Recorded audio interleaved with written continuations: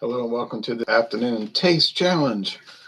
Okay, trying to cover some days here. And I see that I skipped one, so I have to make up for it. Well, we have from 1897, not this particular one, but the company, 1897 Glen Moray Elgin Classic. This is their flagship. There's the distillery, pen and ink drawing. Elgin Classic, 40% alcohol, no age statement. Now, the website used to say age and average of 7 years, but when I was checking just now, it didn't say that anymore. They changed their write-up on it. So I don't know if they lowered the age, because it used to be an average of 7 years. I don't know. There's no age statement, no official age statement. Let's just leave it at that. It says slowly matured in traditional oak casks. And it's imported by Prestige Wine and Spirits Group, which has an interesting website, by the way. In Princeton, Minnesota, I would check out Prestige Wine and Spirits Group. That pen and ink drawing is what the distillery looked like around 1920. And Glen Moray is part of the Glen Turner Whiskey Company. All right, Glen Turner. Okay, now thank you, Robert the Whiskey Scout, for giving me this bottle of the Glenrothes distilled in 1995 bottle. So the Glenrothes 1995, it was bottled and then aged, put in a barrel, aged from 1995 to 2013. So 18-year aged. 18-year aged. All right, from Barry Brothers and Rudd. They sell a lot of wine, rum, whiskey, and all kind of stuff. All right. And the Glenrothes is one of their distilleries. They have a fascinating website, Barry Brothers and Rudd. And then they have their own, they call it our own selection whiskeys and rums and whatnot. Like, it's stuff that they selected from various distilleries that they say they work with. And you can get all these specialties. I mean, it's like, look at Glen Moray's website. Glen Moray is like the classic series, the curiosity series, the heritage series, the specialty series. And it must be at least 24 different scotch whiskeys. And I mean, this thing is making a hiss when I pushed it back in. There's liquid there's air in the cork that's seeping out. It's dissipating now. So there's the Glenrothes 18-year age, 1995 to 2013. Now, did they have a 1996, 96 to 2014? Well, they probably have all kind of stuff. All right, so that's expensive. I don't know the exact price. I didn't buy it. It was given to me, like I said, as a gift. Now, the Glen Moray, I bought at Walmart, and at the time, price has gone up. It was $24.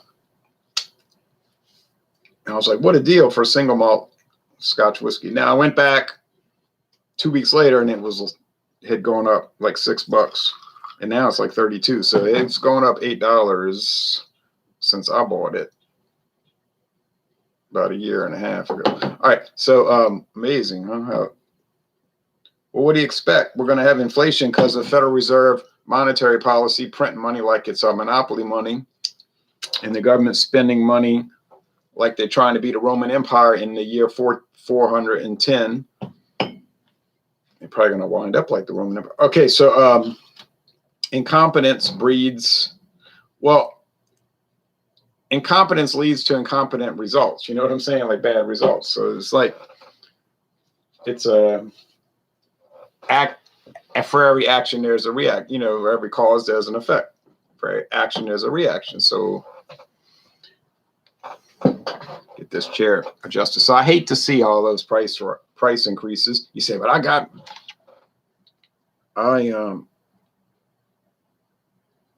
if you got a $1,400 giveaway check, and then in the next year it costs you $1,400 more to live, and you haven't changed your lifestyle in any way, you haven't gained anything.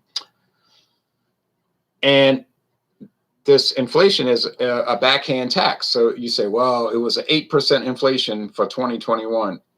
Well, then you had an 8% tax increase.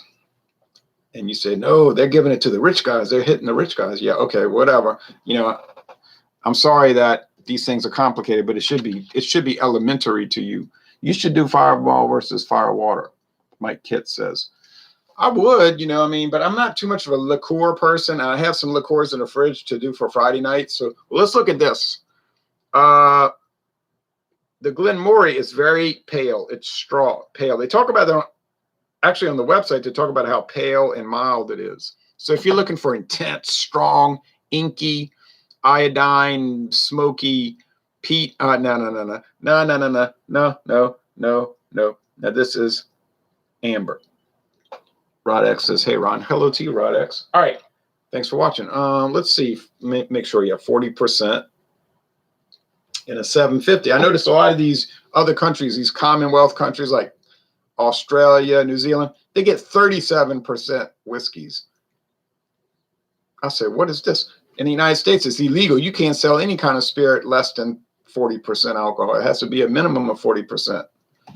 Now, liqueurs, okay, those can be 35%, but we're not talking about liqueurs. We're talking about rum, gin, brandy, whiskey, tequila, 40%, no lower.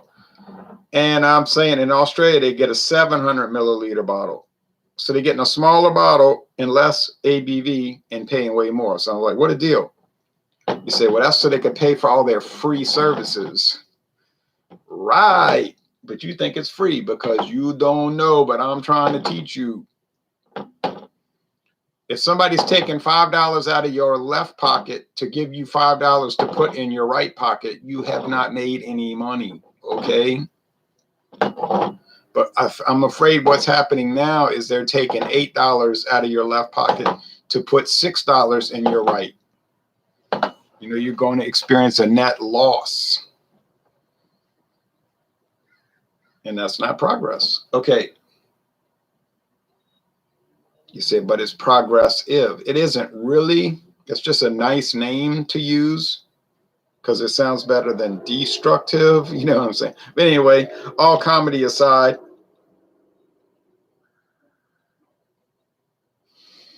you might be saying, your statements are just a parody, are not meant to be taken seriously.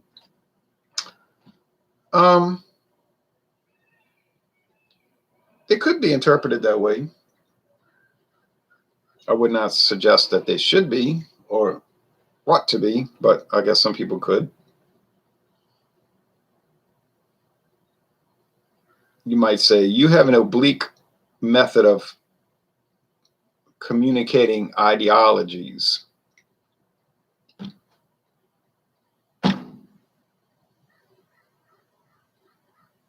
You know, my covert messaging system is done in an overt manner. This smells like bread dough. Nice, mild, mellow, vanilla-like oak-aged bread dough. Okay, it's so mild and mellow that they'll call you Mellow Yellow. I like the haircut, bro. Oh, thank you. Good day to you, sir. Thank you, Craig. Now I'm going to stand up for a minute because I'm tired of sitting, and I'm telling you that. And I'm unanimous in that. And then I got to get up. I have to go do something in a moment, but I'll only be delayed for 2 minutes, if that. All right. All right. Whoopsie daisy. I glanced. I glanced down and I saw what I was not wanting to see. One was pale and one was dark. When I was young, I had a fleeting glimpse from the corner of my eye.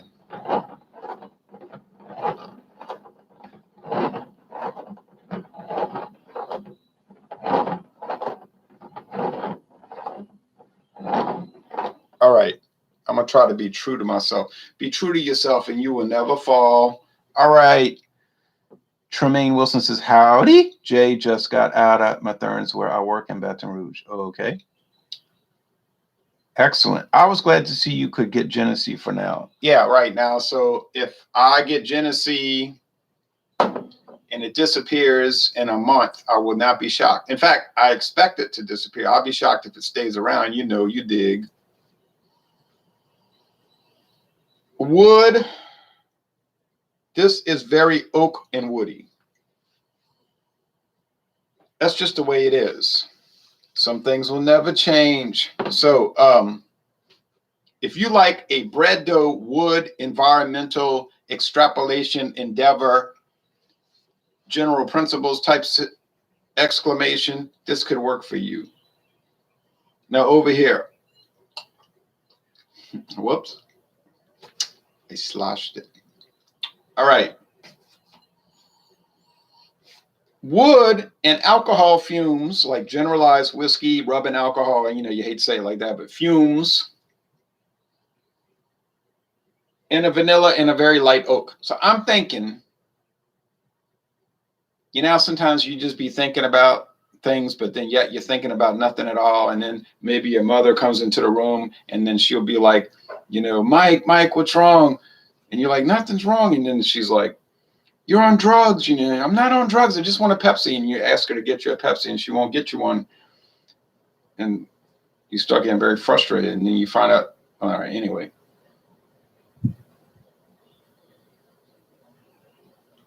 All right, so very mild vanilla.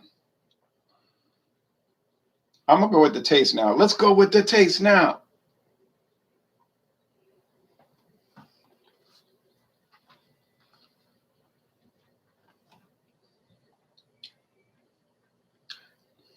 The man is clear in his mind, but his soul is mad. He hates all this. He hates it, but the man's he reads poetry out loud or write in a voice. He likes you because you're still alive and he's got plans for you.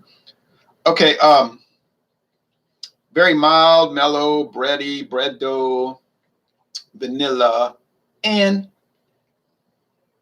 well, you know, like a little rubbing alcohol. You say rubbing alcohol. What are you drinking? What are you drinking? Store brand, you know,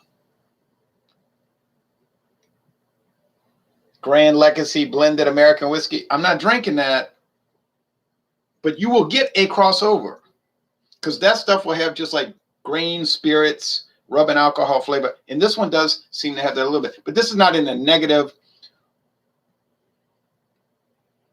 offensive presentation like that might be. I say that might be because to me, Grand Legacy American blended whiskey with natural flavors added. It's not too bad actually. You pay only if you get that CVS card sale $11.99 for a handle, and it's actually not too bad. I wouldn't put it in a competition. You know, you wouldn't want the judges to actually judge it, but you know what I'm saying. It's serviceable in a quaint type of way.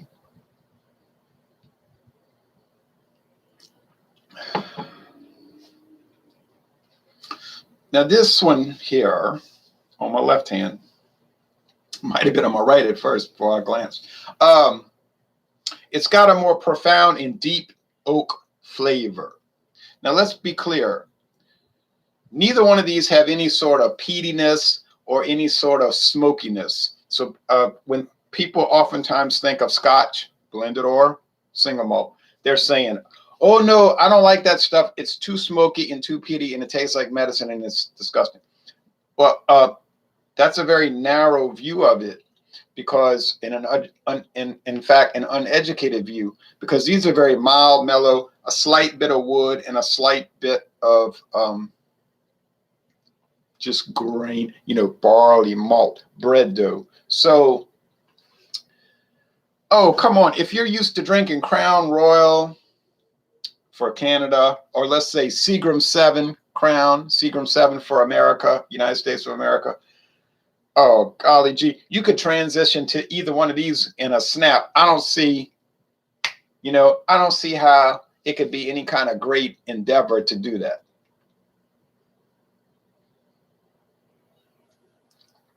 And you wouldn't have to like break it in and be like, oh, I got to get used to this. How you going? What you mean get used to it? It's like 85% commonality with Crown Royal and Seagrams. 85% commonality. Now you say, oh, but those are blended. These are single malt. I understand that. I realize that. Okay. But we're talking about the overall flavor presentation and just experiential situation going on. They're not that different. Okay. We're talking about grain and oak. Grain and oak. It's very mild. And of course, the other three are 40 proof: Crown Royal, Seagram 7, and the Glen Moray. And this, the Glenrothes, of course, you know, is 43%. A little bit higher alcohol, but that's not a great amount, but it is a little bit. All right, so last call. Let me take that break. No, let me call it. I can wait, but I need to hurry up.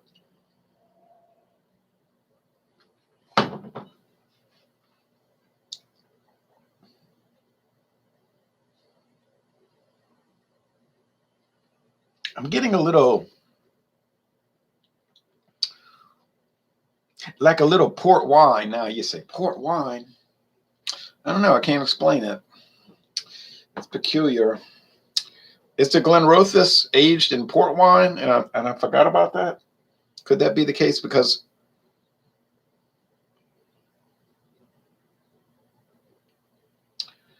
yeah, I think I'm getting a little port wine on it. I drank too much port wine one time. It was not on purpose, and I was not saying, "Oh yeah, we're going to go crazy tonight." It was just like a bad scheduling or pacing or something, and but I felt sick. I was like, "Oh, I feel so bad," because it's so sugary sweet. I said, "What a nightmare." I felt ill. You know, I'm not like gravely ill. You know what I'm saying? It's not like I drank that Crown Royal Black, not Crown Royal Black. Oh my God. It's not like the experience I had with Four Loko Black. I felt sick for 36 hours. Oh, what a nightmare.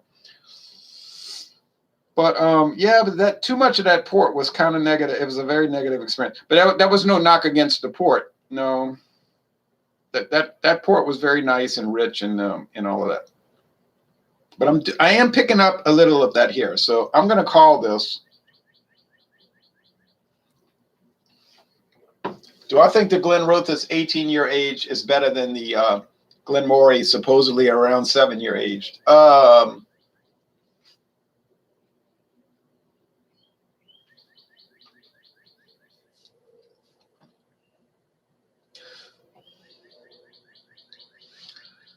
I would say that it is possibly better. It could be theoretically better.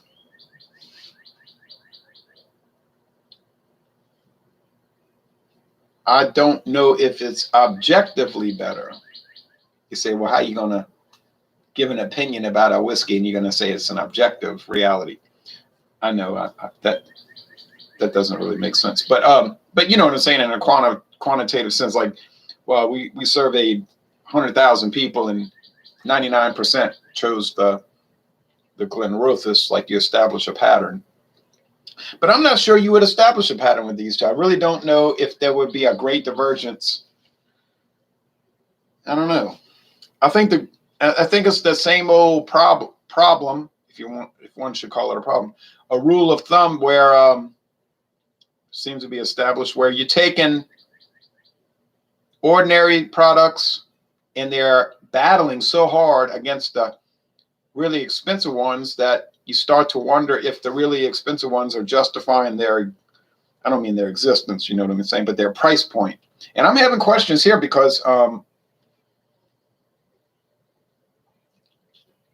you might say, oh, it's a $50 difference. It's a $50 difference per bottle. Get a grip, grow up. You have to start learning what's acceptable in the whiskey tasting world. And this is not acceptable. And you're gonna be an outcast, a pariah, so forth. You won't be invited to any hangouts and all of that. That's a risk. It's a risk to give these kind of assessments, but I'm willing to. I am willing to take the risk. I rather give an honest assessment and get banned and vilified and be an outcast and a pariah than to hedge and to try to say things that I don't believe are quite true, so that I can fit in with the whiskey tasting community. I can't do it. I mean, I guess I could do it, but I don't want to do it. I wouldn't feel I would have a good conscience about it. So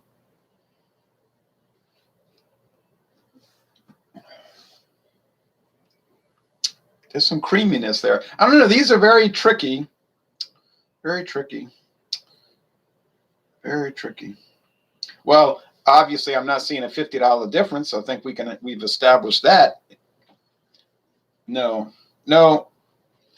There is no $50 difference here. Not in my booklet. I can't see it. I just can't see it. I cannot see it. I mean, there may be a difference, but $50. No, I'm gonna let you pay that difference. All right.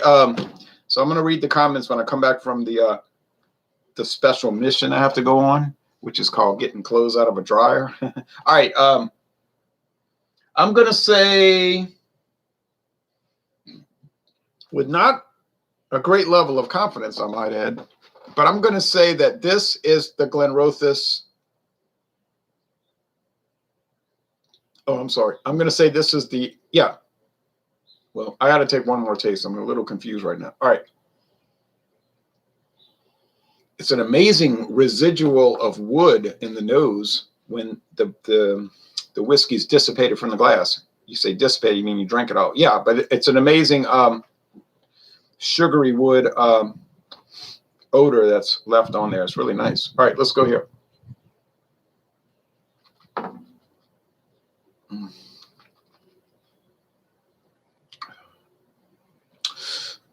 That's pretty amazing. But it's pretty mild and bready, and they do have that little underlying kind of grain alcohol. But you say, but they don't use grain alcohol, fool. They're using a single malt, copper pot still barley whiskey. I know that, but I'm telling you what I'm tasting. All right, so I'm going to say this is the Glen Moray. It is. Haha. Rescued myself. Okay, so I got it right, but we have to take that difficulty into account. It was a lot tougher than you would have imagined. All right, I'll be right back. Hold on. You can listen to that automobile siren alarm.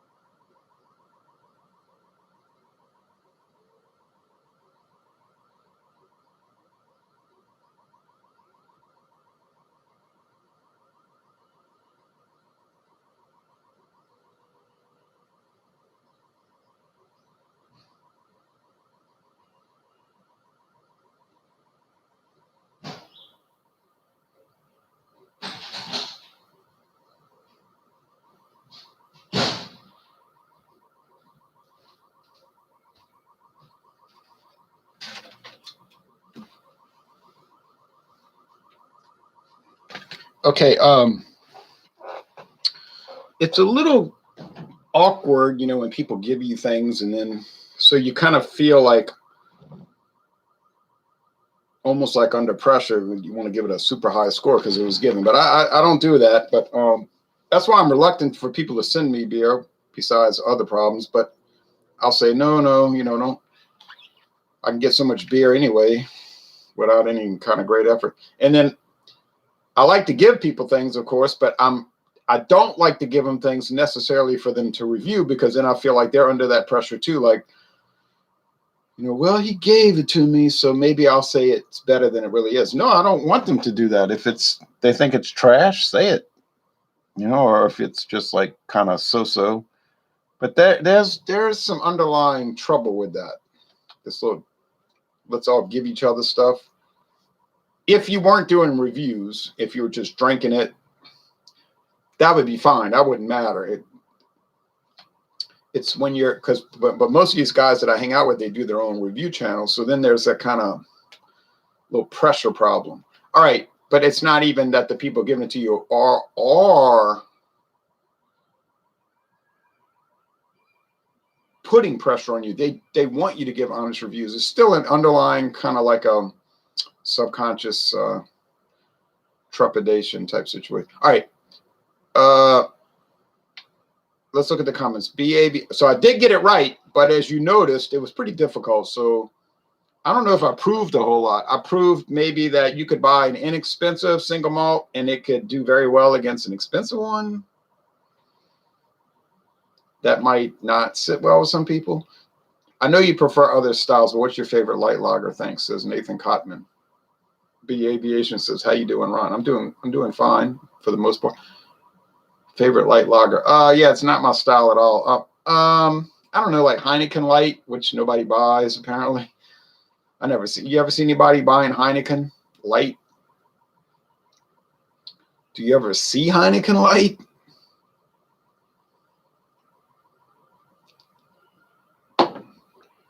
You know, so Dixie. Let's pretend I didn't say that. A Beta Light is pretty dang good. Sam Adams Light is good, but try finding it these days. Nice suicidal tendencies reference, says Craig. Thank you. Cheers, Ron, says BC's Beer Reviews. BC's Beer Reviews. I hope, says Hector Lopez. Johnny Tactical says, all I wanted was a Pepsi. And she wouldn't give me one. All right. A lot of people join the Kona Beer Examination. Yeah, everybody, y'all join Kona Beer Examination. BC says, cheers, y'all. Sini Iman says, hello from Toronto. I'm listening to Institutionalized now because of all these Pepsi references. Hey, what are y'all talking about? You know, all right, that's also with bourbon, says BC's. Yep. Johnny Neely, who is a moderator with a wrench. He says, good evening, Ron. I've had him review the Glen Moray Elgin Classic, actually. And I loved it. A great budget-friendly single malt, in my opinion. Yeah. Now, you know, they're just like all the other companies. You can get your $32 bottle, which was $24 for like a minute at Walmart. I'm glad I was there at that during that minute. But you can go up the ladder. I mean, this company's got single malts that'll cost you $200-300. You understand? $200 or $300. You see, now I don't know where you're going to find them, but you might. Oh yeah, you'll see them around. Walmart's got the 12-year aged.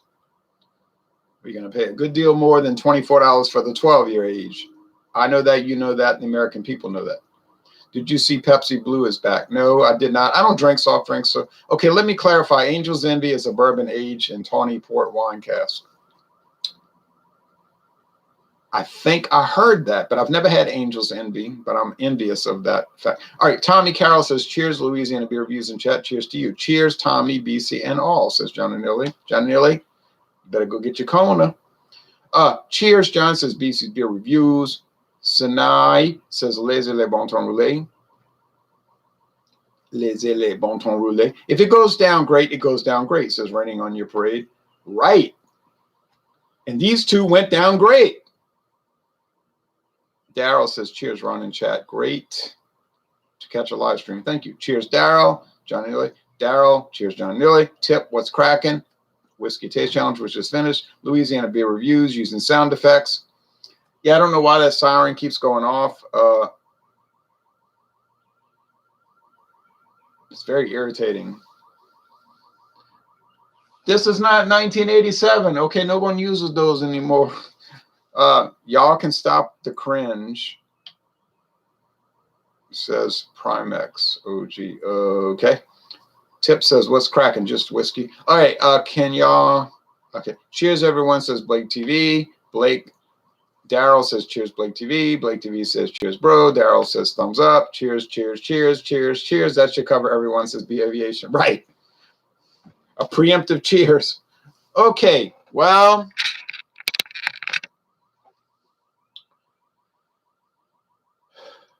I did get it right. I'm so proud of me. But honestly,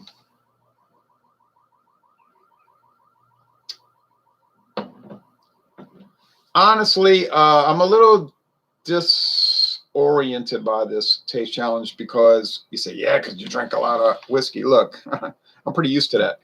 No, I'm disoriented by, I mean, I'm looking at the bottles. This one is so light and pale. It's like straw. It looks like the King Square. It's a little darker than King Square from Auburndale, Florida. And then this one's pretty dark. It better be dark after 18 years. But, you know, it doesn't actually get darker and darker over the years, I don't think. You're going to get that char, and it's going to get dark, and then it's just going to not get dark. But I don't know. I thought, well, actually, I did not know what to think before I did this. I did not know what to think. I thought, I'm a little nervous about it. But I said, I'll just throw caution to the wind, and whatever happens, happens. So that is good. I did let that happen. But even the result, I'm a little put off because I had a lot of trouble getting the answer correct. I did get it correct. The Glen Moray had a little bit more of like a rubbing alcohol taste. I mean, I don't want you to take that the wrong way. It wasn't any kind of thing explicit or like garish or a gauche, you know about it. It's nothing like that. It's not super refined. I mean, let's not, you say, well, I mean, their introductory model is not going to be super refined. We get that. But still, you would think the Glenrothes 18-year age would just blow it out the ballpark, like it would be no contest, like with Johnny Walker Blue Label, just destroyed all the competition. I mean, like a laughable contest. But this was hardly laughable. This was a pretty close run thing. So what's coming up tomorrow morning? Well, I'm planning to do the Glenlivet Family Reserve. And I watched a lot of videos where people were bashing that. It's like they had an axe to grind. Before they ever tasted it, it was like, I don't know, they had some kind of strange axe to grind with the Glenlivet Family Reserve. And I thought that was very strange. And other people who hadn't read the backstory of it, they loved it. You know, they were just, oh, this stuff's really good. It's like really good. But then there was that group, you know, that whiskey tasting group. They had that axe to grind, and they were like ragging on it, talking about how garbage it was. And I remember watching those videos thinking, I know you're tasting the same Scotch, single malt Scotch whiskey I'm tasting. So the only answer is that you're putting on. There's some kind of drama or dramatics in this, because there's no way what you're saying is matching up with what I'm tasting. It is not happening. And I felt like they were just not being honest, you know, but I made some comments to that effect on those channels. I didn't get any response. Cheers. Okay, I actually stopped by Kroger after work because they usually have sixers of the Kona Longboard, but they were out, unfortunately. No other Kona beers to be found. Sorry, I was planning on joining. Wow, that's bad news. Sorry to hear that. Kona has a pretty good locator tool, like an exceptionally good locator tool. I kept testing it out. It not only told you what stores sold Kona, it tells you what Kona beers they sell and in what configuration. 6-pack of cans, 6-pack of bottles, 12-pack of cans. It's amazing. I like a good sip of whiskey. But what do you think of Crown Apple? I've never had it, so I cannot. I've really never delved into the Crown Royal liqueurs, so I can't comment to that. I got to get off of this. Cheers, Blake. About to try an official IPA tonight. Oh, from Bell's. That's pretty good. That's actually pretty good. It's actually pretty good. Don't sip too much in moderation, you guys.